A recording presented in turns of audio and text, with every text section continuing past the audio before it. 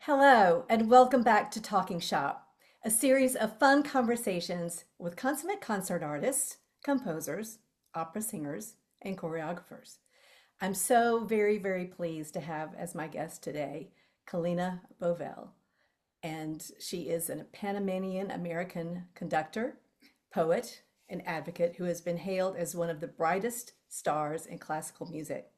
In 2023, she became the first Black woman to conduct an opera in Canada, leading the world premiere of the reimagining of Scott Joplin's Treemonisha. Her list of awards includes the Sphinx Medal of Excellence, a Taki Alsop Award recipient, and beginning in 2025, an inaugural conducting fellow with the San Diego Symphony.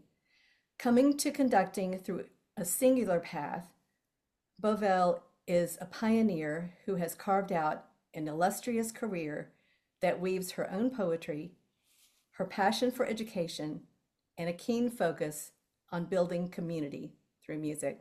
We're so glad to have you today, Kalena. Oh, thank you for having me. Yeah. So I'm going to start by asking the same question I ask all my first-time guests, and that Okay. is, what does conducting, in particular, in your case, mean to you on a personal level? Oh, heavens. That's a really good question. What does it mean for me on a personal level? I think it means opportunity. Like growing up, we were not the most financial well-off family. Mhm. We weren't poor by any means, but I guess we were just, working class. And so I never thought that I would be able to travel the world like I do. And I never thought that I would have the doors open to me like I have had because of music. Yeah. So, conducting for me, it's opportunity. Yeah, yeah. Um, so you have such an amazing story. I mean, you say that you got started late, Hmm. and would you mind telling us all about that story? And was there a particular point in time that you just knew that conducting was what you were meant to do with your life? Yeah, totally. So I mean, I'll give you like the Reader's Digest version, That sounds great. and for the young folks today, that's the TLDR. Okay.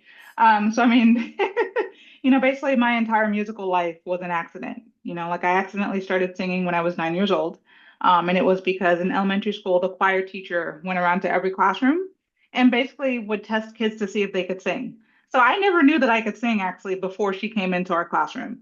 I mean, Wow. I was never the kid that would try to match pitch or like hum back a song that I heard on the radio. It was just like music was not any kind of part in my life. And then Miss Carlisle basically was like gave me the aptitude test and was like, "Oh, you can sing." And I was like, "Oh my God, like what is this new thing?" And it was this new undiscovered talent. And so I was convinced at first that I was going to be a singer. My friends and I used to write songs and we would perform them for all the classrooms in elementary school.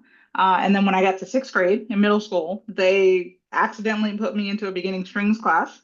And me knowing nothing about the orchestral world, I remember going back to my counselors and be like, no, you guys made a mistake. Like, I don't do instruments, I sing. And they were like, oh, yeah, unfortunately, this doesn't fit within your schedule. So now you're doing orchestra. And I was like, yeah, you guys aren't hearing me. Okay. Like, I don't do instruments, I sing. And they were like, sweetie, you're not hearing us. You do instruments now. I said, thank you. And I just walked away. And I remember it was kind of similar to Mrs. Carlisle. My teacher, Joe Taylor, went around to every person and said, what do you want to play? And again, because I didn't know the orchestral world, I'd never seen a string instrument before. So I was like, sir, I want to play the flute. And he looked at me, called me an idiot, and said, go get a violin. I said, okay. And that was kind of like my violin journey. And I, the first time I put bow to string, I thought, yeah, this is what I'm going to do for the rest of my life. And then once I got to college, I had a body that was prone to injuries. So I had tendonitis, kind of all the things that most musicians deal with. And I remember going to college, and we all had to take instrumental conducting or choral conducting as a music ed major. And so the instrumental conducting fit better within my schedule. And so after about 4 or 5 weeks of how do you move your hands, how do you, reading a score and all the things, it was the first time stepping on the podium. And for me, it was giving that first downbeat and hearing all the sound coming towards me. That's when I knew, yep, this is what I want to do for the rest of my life. Wow, that's awesome. Hmm. Yeah. So you said you kind of got started late. What makes you feel that you got started late? Because what I'm hearing is I mean, you had all these happy accidents, and I'm a firm believer in the happy accidents are the best things that ever can happen. Exactly. Yeah. Yeah. I mean, I'm same has happened to me. So, what makes you feel like you got started late? Well, because so I violin is my main instrument. Hmm. I started playing violin when I was 11 years old, Okay. and I was 7 years self-taught, so I didn't have my first private lesson until I was 18. Wow. Okay. And so I went to community college first for 3 years, and then I transferred to Chapman University where I was a music education major. But I remember just even auditioning for orchestra, hearing all of the people who would be later become my friends. I mean, they had started when they were 3 and 4 years old. And so I remember just hearing them warming up, and that was the first time I thought to myself, I don't play like I do. Hmm. And I've never even heard some of the notes that they're playing. And it's like I had no experience with scales. I'd never played chamber music. I had no concerti under my repertoire. And so I was behind because this was before the days of YouTube. So the way I learned was I would go to my colleagues and say, how do you do that thing? Yeah. They would show me the thing, and then I'd go home, I'd stand in the mirror and I'd practice the thing. Yeah. Yeah. It's amazing. So, I know that as a music education major, Hmm. we'll have to learn how to play a lot of different instruments, right? Hmm. So, It's did so that? it's Uh-huh. It's less of you have to learn, you have to know how to play all the instruments, and it's more that you have to have a keen awareness of Okay. how sound is made on said instrument. If Yeah. it's a wind or brass instrument, how the embouchure plays a part. If you're a string player, I mean, you kind of already have those technical facilities. But as a music education major, I mean, it was tough because you are expected to know a lot because Yes. education is something I took very seriously. Yeah. Yeah. So, do you think that had kind of a background effect on your, when you got to college and you fell in love with conducting?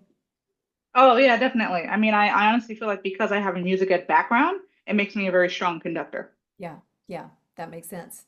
Um, I wanted to explore something more deeply that I noticed in my research about you. You mentioned, let's face it, when you're traveling from city to city, you're just kind of out there, you don't have you may have friends in different cities and that kind of thing, but it's not Hmm. like you have this constant, your social life, I guess, is not as constant as maybe it would be if you stayed in one place. So you mentioned the loneliness of being a conductor, and you also mentioned that you're a bit of an introvert. So Hmm.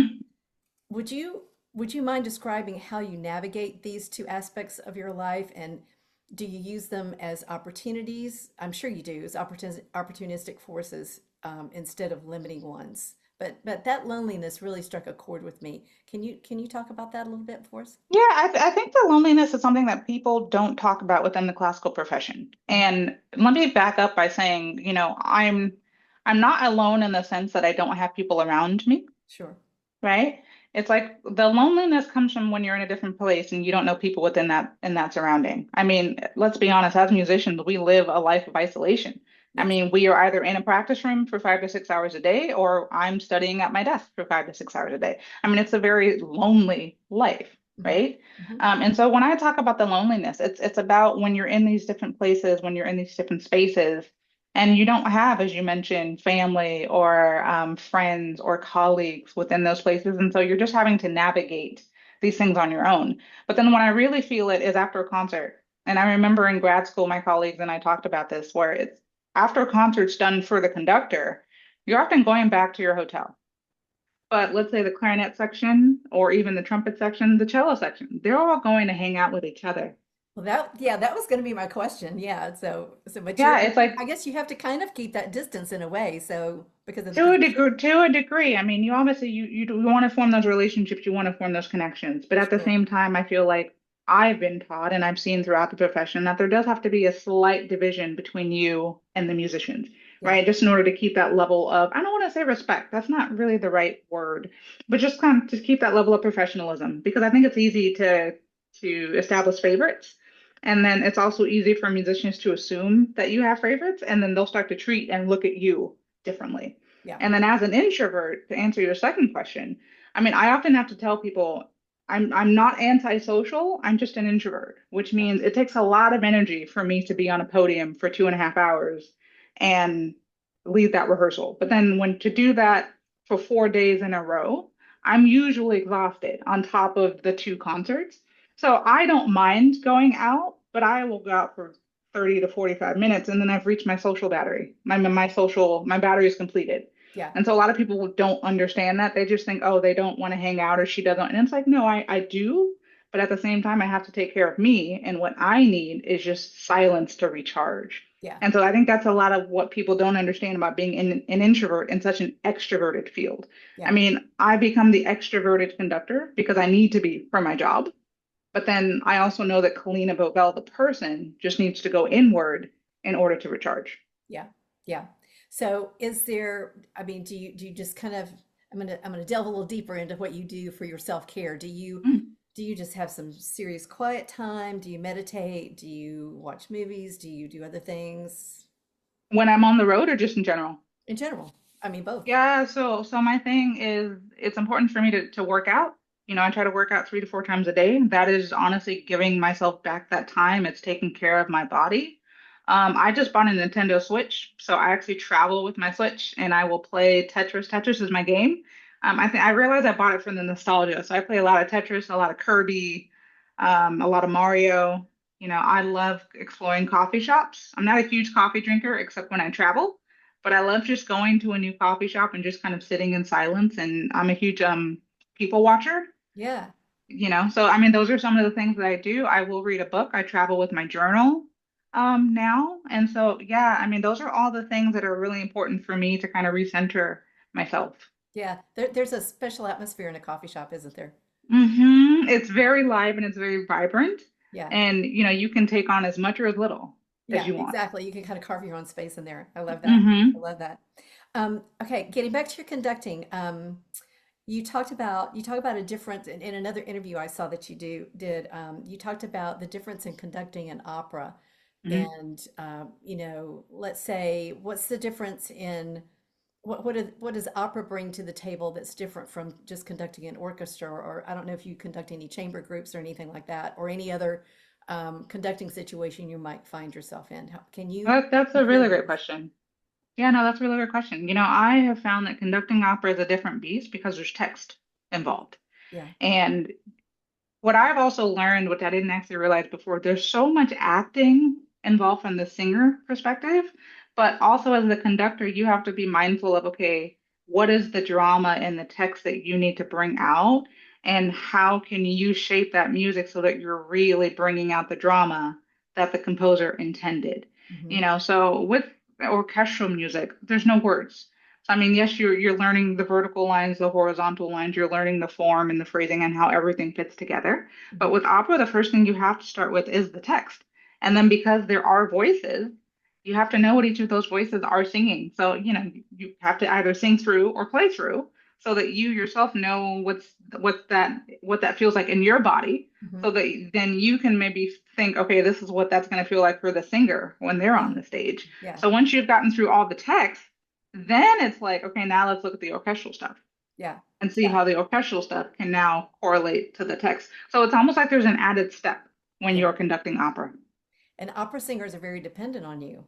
Hmm Yeah. Yeah, opera singers are very dependent on the conductor. And, I'm still trying to find that balance because I do know that some people will say once you bring the singers in with the orchestra, the conductor tends to ignore the orchestra because it is all about the singers because they really are depending on you because Mhm. they're trying to remember staging and like hitting their marks plus the text that they need to sing. And so it's finding that balance of being with the singers, but also still being with the orchestra and not neglecting them because they still need you too. Exactly. Exactly. And is that different? I would imagine that's quite a bit different than, say, when you um, do a work like Beethoven's Ninth and you have the chorus, coming in those Hmm types of situations, because the chorus is not acting, right? But they're Exactly. still singing and have text and are not dependent on you. I think it's different when there's a chorus because, like I said, the chorus is not acting, but they are still dependent on you for the shape of that sound, the shape of the line. You still have to have a sonic like color in Hmm. your mind and what you're trying to get from those choristers. But Hmm. then Beethoven 9 also has the four soloists, so then it's like when the soloists come in, you're thinking about them, and just there's a lot to juggle. But I Yeah. think it's what makes conducting really cool and what makes just kind of building those relationships really fun. Yeah. Yeah. I'd love to ask you what you feel like your role as a conductor is. Hmm. I feel like it's changed, honestly, since I first started conducting. Um, because now I feel like my role is to be the conduit for the composer, and just being open enough to kind of let the ideas that I have and also the ideas that I'm gaining from the score, just to let those really flow out of me to the musicians in front of me, but then also to the audience behind me. It's a very big responsibility. And then I also feel like my role as a conductor is an educator, because I am educating people on music they've maybe never heard before, didn't know they needed to hear before, but you're also educating the musicians and Hmm. you're challenging the musicians, whether it's technically, musically, historically. I mean, there's so many things I feel like a conductor is responsible for outside of just the music. Yeah. Um, do you mind sharing a little bit about your process with us? And like if you're, conducting the same piece again, Mhm. do you start completely over with that process or do you build on the experiences you've had before? That's a good question. I can actually answer that because I'm working on a piece that I have done before. So I'm currently working on Beethoven 1, which I remember the first time I learned was in college. It's like everyone learned Beethoven 1. And then I got to grad school and we did Beethoven 1 again. So it was interesting looking at my score from grad school and kind of being like, God, this is so overmarked. And I actually bought a new score because the markings in my old score just made no sense to me because I'm a different person. I'm evolved. Sure, sure. Right. And so honestly, my process from the very beginning, usually I listen to about 10 different recordings. Hmm. And it's for me, it's to get a sense of the traditions, to hear the ideas of various conductors from the oldest old to the newest new.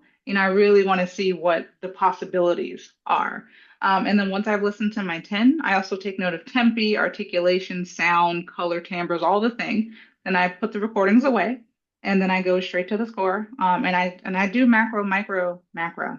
And every day is something different. So macro one day might just be, let me look at the form and see, exposition, development themes here. The second day I might say, okay, let me actually look at the phrasing Yeah. and just kind of do all of my phrasing. Third day might be, well, let me now look at how everything lines up vertically. And let me look at those colors and timbres, and I might do a little bit of chord analysis. Hmm. I might look at rhythms. Are there any tricky rhythms? Are there places where it's written in three, but it might feel like a one? Hmm. And I might just practice those things. Some days I might just go to my keyboard and try to sing one of the lines. And so after all of that work, then I will listen to another recording because I don't play piano and I don't play violin anymore. So for me, I'm a very auditory learner. So for me, it's about really getting it into my body. Hmm. And so listening to recordings after I've done all of that work just kind of helps to keep it in my mind. Hmm. And then, yeah, and I just continue studying. And so I don't know, that's maybe a 4 or 5 week process. Yeah, yeah, yeah. Which is, if you're like most conductors that I know, you're very busy. You've got a lot of music to learn. I mean, it totally boggles my mind the amount of music that you guys have to learn, well enough to lead an orchestra in performing because there's so many nuances, there's so many things. There's in life there's always more, especially in our lives as hmm musicians. There's always more. There's hmm always that other layer that you can get down hmm into. So I Yeah, just, and it's definitely like a juggling balance. I mean, right now I think I'm rotating through 3 different programs, and that's something you also have to think about. You're kind of like, how do you structure a rotation, yeah, and how do you yeah, make sure you hit everything that you need to hit on yeah, that day? Yeah, yeah. there's always something, and there's always more to do. Yeah, yeah. I'm intrigued also by the fact that you work out 3 or 4 times a day because, um, I do several things at once. I'm a composer, I'm a pianist, I'm an opera singer, and I also dance hmm ballet. And I'm Oh trying, wow. yeah. So I'm trying to I have to really manage my schedule to get all of that hmm in. hmm And the composing was a happy accident, so that's been amazing, and it's kind of allowed the other stuff to flourish. So I've been really fitting in small workout periods, maybe 15 minutes, 20 minutes through my day, just to kind of give me a break, give myself a break from what I'm doing and freshen my mind and my body and come back to it. So I don't know if that, No, that's awesome. I mean, my thing, I like to wake up and work out. yeah. So I mean, I seriously wake up at 6:30. I will every morning I usually bake like a protein mug cake. Yeah. So I put that in the oven and then I'll do my 45 to an hour workout. And then it's like I start my day. And then on the days I don't actively work out, meaning like strength train or do some type of cardio, I bought a walking pad for the exact reasons you said. So that That's when I just great. need a break, Sounds I just plug it amazing. in. Yeah. Yeah, walk on the pad, Watson General Hospital or something, and then I'm good to go. I love I'm it. good to get back to work. I love it. I love it. Yeah, I grew up watching soaps too. They're amazing. It's amazing. Oh, come on. It's amazing what you Everyone grew up watching soaps I because our know, it's amazing what grandmothers you watched get. them. They're still out there, and you just get addicted, what is called binge Hmm. watching now, I think. Yeah. Yeah. So let's explore another side of your music. I love that you Sure. love death metal and I R&B. do. Yeah. I am a little bit in the death metal camp, and Oh, cool. I love, well, not too much, so don't get don't get too many ideas. But I also really love R&B. I say that I'm from Richmond because that feels like home, but I did grow up in Memphis, so I had a lot of Oh, good. exposure Okay. to R&B there. And of Good. course, Memphis is the home of B.B. King and the blues and Hmm. all of those wonderful things. So, tell me a little bit about what draws you to those genres and how those impact, and obviously classical music, but how do those kind of all come together in your conducting life, and how do they impact your approach to things? Yeah, I mean, R&B is what I grew up listening to, Yeah, because I me too. remember like Aretha Franklin, Marvin Gaye, kind of all the Yeah. greats, and then eventually it was TLC, Aaliyah, Janet Jackson, playing in my house. Um, Metal happened. Well, first it was alternative rock, which happened in middle school. No Doubt was kind of like my gateway band. And then as I started growing and learning and evolving as a classical musician, it's like I started wanting heavier and heavier music, which is really interesting.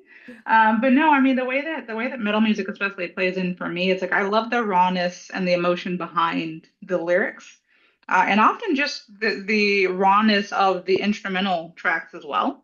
And so when I'm looking at scores, I'm trying to find the same exact things. Because when you think about it, when these composers wrote, most of them were incredibly vulnerable.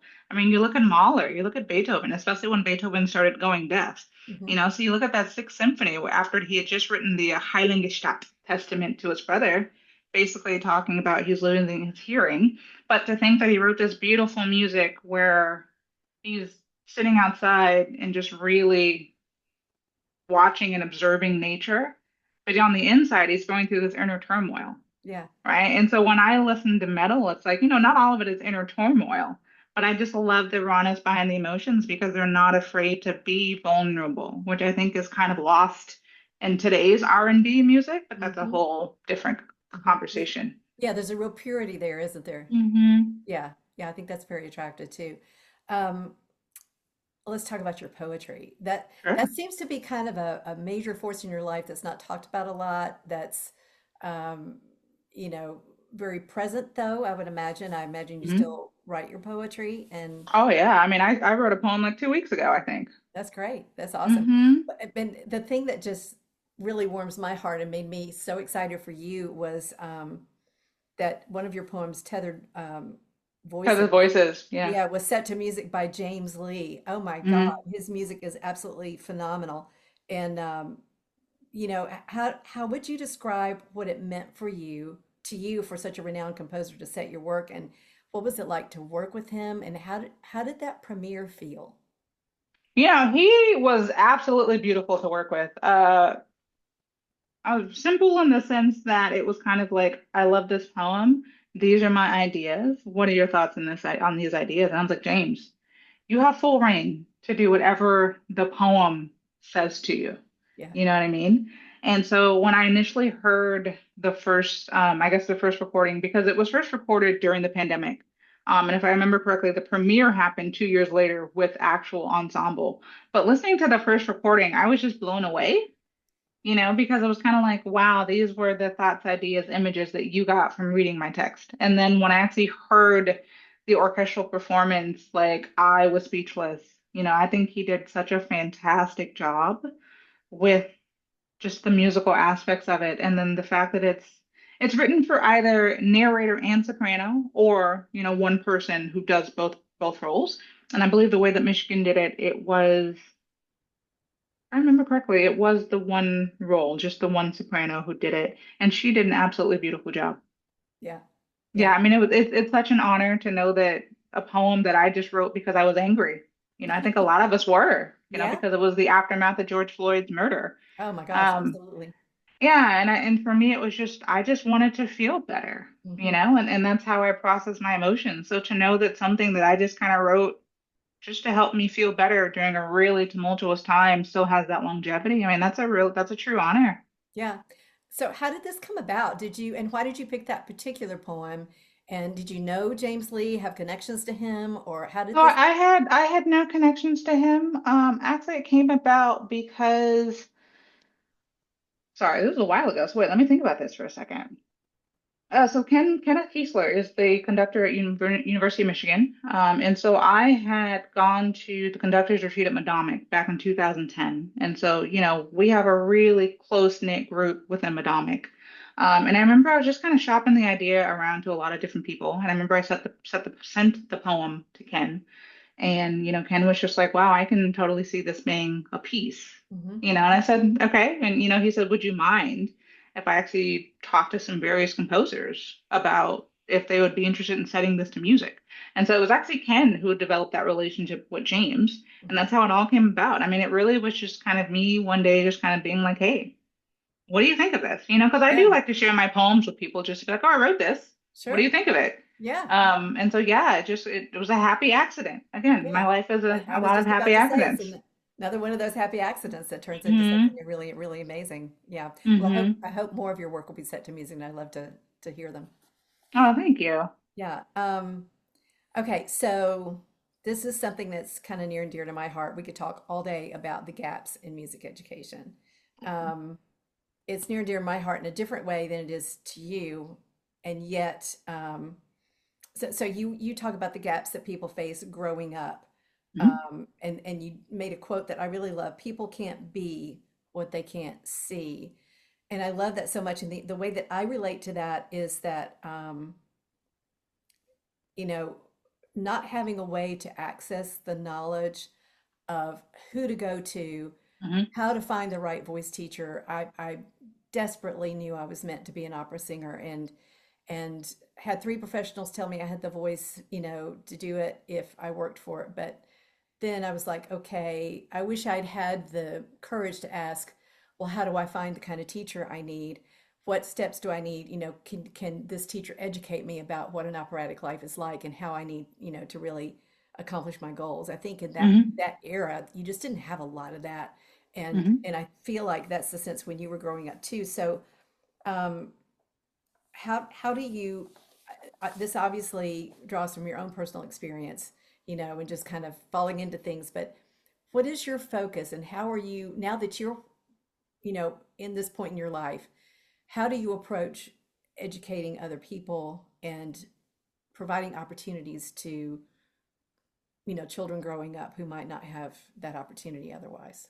I mean, honestly, I'm very open and honest about my trajectory as a conductor, as a musician, Hmm. and even within my personal life, because honestly, I still feel like we are in the profession where people don't talk to each other, Hmm. and people kind of make it seem like everything is great all the time. And it's like, honestly, no, we're human beings. And for some reason, this is a field that doesn't want to share with each other. And, I'm very fortunate in that I want to say very five really close conductor friends. And we talk about everything from Hmm. finances to contracts to schooling to teachers to, because those are the conversations that are really important. It's like you mentioned, when I was growing up, it was kind of similar. I didn't have a violin teacher. I didn't know how to find a violin teacher. And I remember my high school teacher, Mr. Monarch, saw how dedicated I was and just how driven I was. And so I remember he gave me a sheet of paper. It had just a list of violin teachers and names. I called every single phone number on that list. No one ever called me back, Crazy. and I think back and I'm like, well, was it because I was a child and they just thought, oh, a child is prank calling them? Hmm. But it was like, it was those little things. Yeah. Um, I even remember my very first violin teacher, who I really consider my main teacher, William Fitzpatrick. The first time I met Bill, I remember he looked at me and he's like, I feel like I know you. And I said, well, I feel like I know you too. And it was because my first teacher who started me on violin, Joe Taylor, Joe and Bill were good friends. Joe would talk to Bill about me all the time, and Taylor would talk to me about Bill all the time, but he never once introduced us to each other, Yeah, yeah, right? And so you think back, and obviously you ask, well, why? And so with me, I'm very open with people who reach out to me either via email or in person or people whom I've met. I would say, listen, if you ever have any questions, if you ever want to talk through something, if you need coaching, if you need, feel free to email me yeah. because those are the things that no one would do for me when I was coming up. Mm-hmm. And it's really unfortunate. And so when it comes to education, I like to do residencies. I try to do something with youth education at least once a year, whether it's an all-state, whether it's visiting a youth ensemble, whether it's a residency, whether it's even speaking via Zoom to people. I remember during the pandemic, I felt like I needed to be of service and to give back to Yeah. others. And so I emailed so many different universities and said, listen, I'm willing to donate 90 minutes of my time just speaking to your conducting students, just about what is it like after you graduate? Because no one tells you what that's like. You know, That's where do you true. find the jobs? How, what's the audition process like? What's on the audition? Like all, and so I was just kind of having these conversations with people because these were the things I had to figure out on my own. Mm-hmm. Mm-hmm. Yeah. When you're working with college age people, Hmm. specifically conducting majors, maybe, um, I just think it's so important. Musicians, any type of musicians, especially I think at that point in our lives, we're particularly vulnerable because, Hmm. we've gotten to this place where we've been accepted into a music school, right? Hmm. Um, we want to pursue certain things and we have teachers that we're kind of depending on. And I think those teachers can have such an impact. Some teachers, I think this is changing, thank goodness, but I feel like some teachers have been so old school, they really just want to make people suffer in a way, and find out the way themselves, and there's just no direction. And Hmm. I've never understood that. I've experienced that, and it's not a pleasant thing. Um, Hmm. but I'd love for you to talk a little bit about that. Are there particular things that, I mean, I know you said they don't know what to expect after graduation, but Hmm. are there particular things you tell them or talk to them about to bolster their confidence, maybe answer the questions, and even just getting through that degree program successfully? Oh yeah. One of my favorite things to do is a Q&A. And the one thing that always surprises students is that I'm very open about the fact that I went through a 5-year depression between the ages of 19 and 24, Mm. and what that was like for me, and dealing with depression, having a social anxiety disorder, having low self-esteem, missing 2 weeks of school and having no one notice, Wow. right?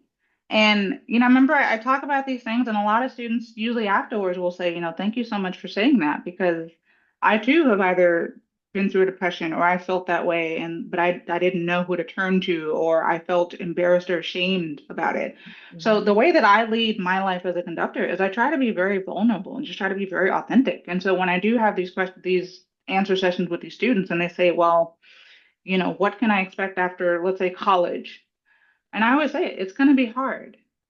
I said, because it's 4 years of you being surrounded by colleagues all the time, being in a very safe environment to try and fail. And once you leave this environment, you're not going to see the same friends every day. Maintaining those friendships are going to be really difficult. Hmm. You're not going to land your first job, usually within the first year or two. So you have to be comfortable learning that you might be working at Starbucks, you might be working at a Burger King, you might be working at a shop in the mall. That's okay. Yeah. You just have to realize it's not going to be an easy journey because if it's worth it, it's not supposed to be. Yeah.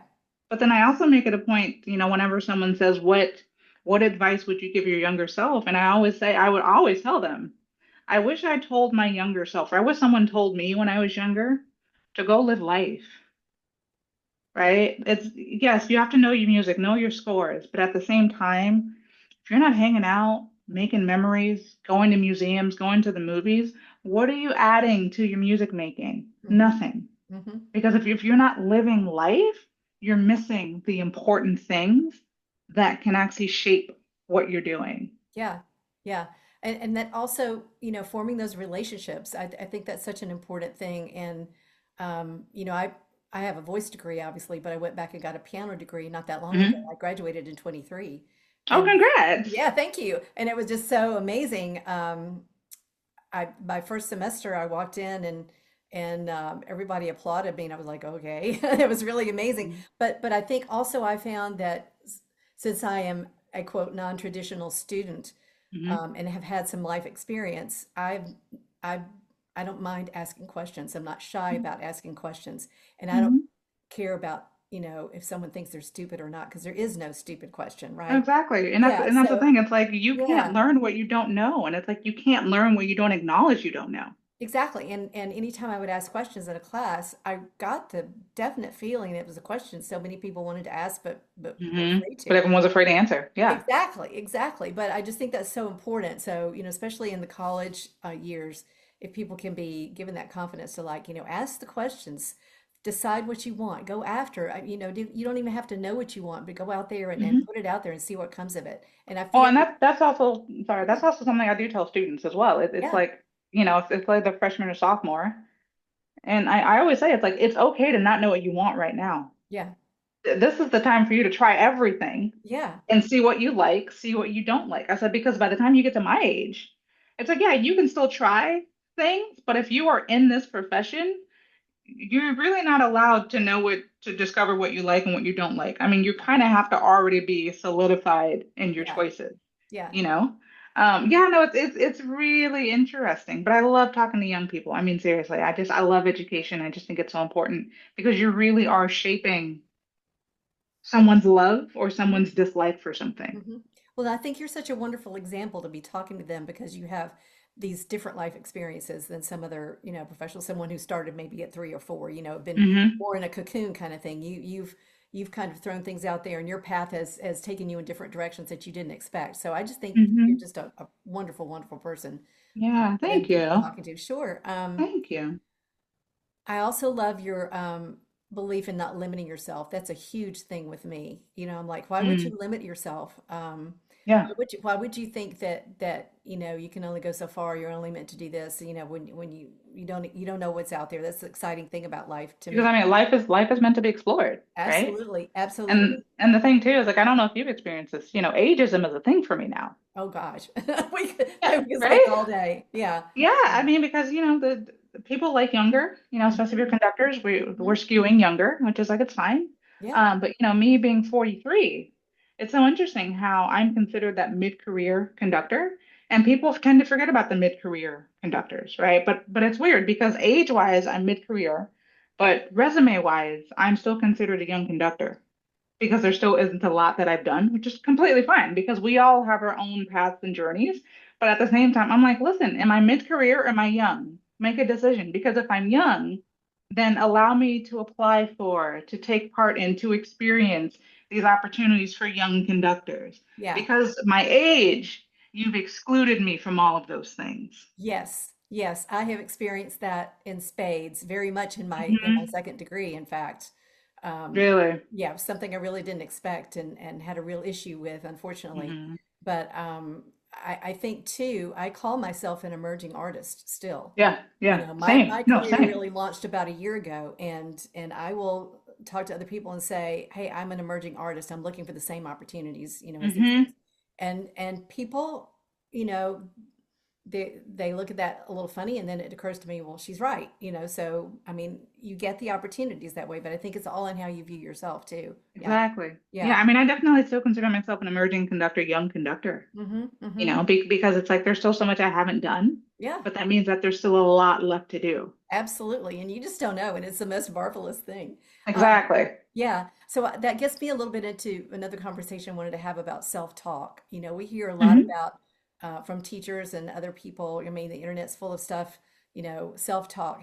How do you manage, even when we're quote at the top of our game, our self-talk is still so important. Is it, Yeah. there's imposter syndrome, there's all this kind of stuff. Can you just share some thoughts with Yeah. us about I that? mean, the imposter syndrome is very real, Mm, and I ebb and flow out of it, and but I think it's also just it's a part of who we are as human beings, yeah, because I feel like if you didn't have imposter syndrome, well, then you were just all ego. And yes, we need ego, but I think we also need something that keeps us in check and that keeps us balanced and that keeps us grounded.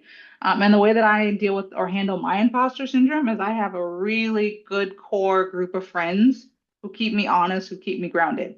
They don't feed my ego Yeah. because I might show them something and they'd be like, "Yeah, that's actually not your best work." And you're like, "Oh, okay, that's hard to hear, but that also keeps you striving to want to do better." Mm-hmm. And so when it comes to my own self-talk, I have to often remind myself that, yes, I haven't had X opportunity that, let's say, this conductor just won, but then I'll be like, but did you apply for that opportunity? No, so then you're not allowed to be jealous or bitter, Exactly. right? Or if I feel like I'm behind on compared to what someone else has done, I'm like, well, let's look at everything that you've done so far. I'm just like, well, I conducted at the prom and I premiered Scott Joplin's opera. And so, I'll kind of go through and be like, yeah, I've done a lot of things. And I have to remind myself that we all have our own path and not everything is meant for you. Yeah.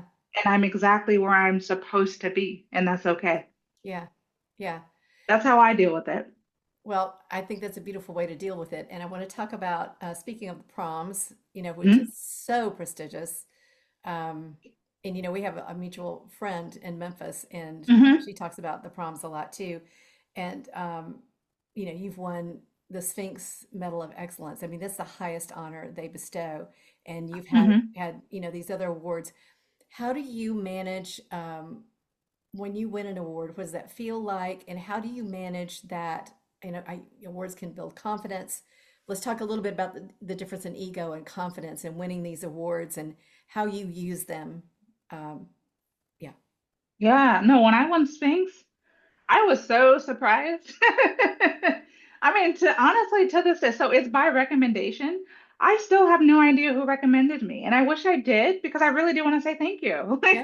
Yeah. Yeah. No, but I remember getting that phone call with Alpha and another person on the team, and them saying that I had been recommended and had won them, and I was just like, I don't understand what you're saying. It was just like it was so much I just couldn't fathom, Yeah. like I couldn't process it. But it was such a beautiful moment. And I remember in the speech that I gave, for me, it was validation. It was validation for the sacrifices my parents made coming to another country, the validation of all the work that I had done, from this little 9-year-old girl who loved singing, who eventually became a violinist, who eventually realized that she wasn't meant to be a violinist, she's meant to be a conductor, and kind of all the trials and tribulations of just getting to that moment. I mean, it was great. And it was interesting because it didn't go to my head. It wasn't like, okay, well, I'm great now. I don't have to work hard anymore. Yeah. No, for me, I've always been that person where I'm all about self-improvement. So winning that medal for me was validation, but it was also kind of like, okay, now you have to work even harder. It kind of like made me hungrier, so Yeah. to I speak, to love that. become even better. Yeah. Yeah. That's awesome. Okay, you have so many wonderful things coming up, I'm sure.